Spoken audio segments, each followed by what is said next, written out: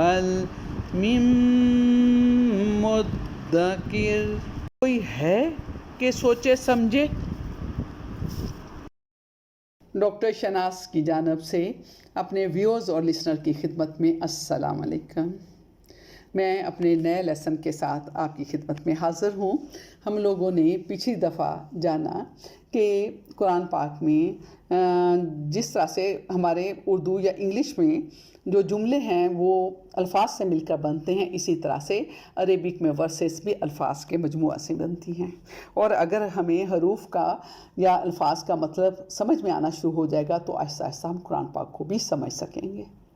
تو یہ بات بھی میں نے آپ کو بتائی تھی کہ عربک جو الفاظ ہیں وہ بہت سارے الف لام سے شروع ہوتے ہیں، اور اگر ان کا الف لام ہم ہٹا دیں تو اردو کا لفظ باقی بچتا ہے، اور اردو کے الفاظ سے تو ہم پہلے ہی ان کا مطلب ہمیں آتا ہے، لیکن ہم ان الفاظ کو بار بار دہرائیں گے، یاد کریں گے، تاکہ بعد میں ہمیں قرآن پاک کو جب ہم پڑھیں تو ہمیں وہ الفاظ جہاں بھی آئیں ہم آسانی سے ان کا مطلب سمجھ سکیں۔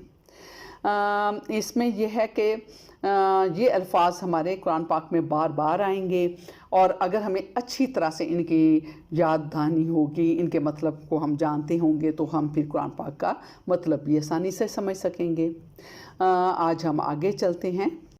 الکعبہ، کعبہ، الحرام، حرام، الفساد، فساد، الخالق، خالق، الحق، حق، الشرک، شرک، الشر، شر، الزکوٰۃ، زکوٰۃ، الجزاء، جزاء، المقدس، مقدس، الاسلام، اسلام، الجنہ، جنت، المؤمن، مومن، الصلح، صلح، اللباس، لباس، موسیٰ، موسیٰ۔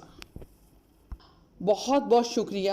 اس میں میں آپ کو ایک بات بتانا چاہوں گی کہ جب بھی الف لام کے ساتھ عربک لفظ شروع ہو رہا ہو، اس کے آخری لفظ پہ زیر زبر پیش نہ آ رہی ہو، تو وہاں ہم اس کو پیش ہی جانیں گے، نمبر ایک بات۔ نمبر دو، جہاں پہ جس الف لام والے لفظ کے آخر پہ گولتا آ رہی ہو، جس طرح سے آج میں نے آپ کو پڑھایا ہے الزکوٰۃ، اس میں آخر پہ گولتا آ رہی ہے، اسی طرح سے الجنہ، یہاں پہ گولتا آ رہی ہے، اور ایسے الفاظ جس کے آخر میں گولتا آئے گی وہ مؤنث حروف ہوتے ہیں۔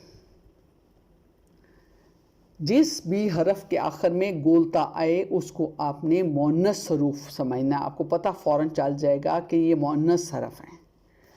ٹھیک ہے، آج کے لیے بس اتنا ہی سبق۔ انشاءاللہ تعالی اگلے لیسن کے ساتھ میں پھر آپ کی خدمت میں حاضر ہوں گی۔ مجھے اجازت دیجیے، خدا حافظ۔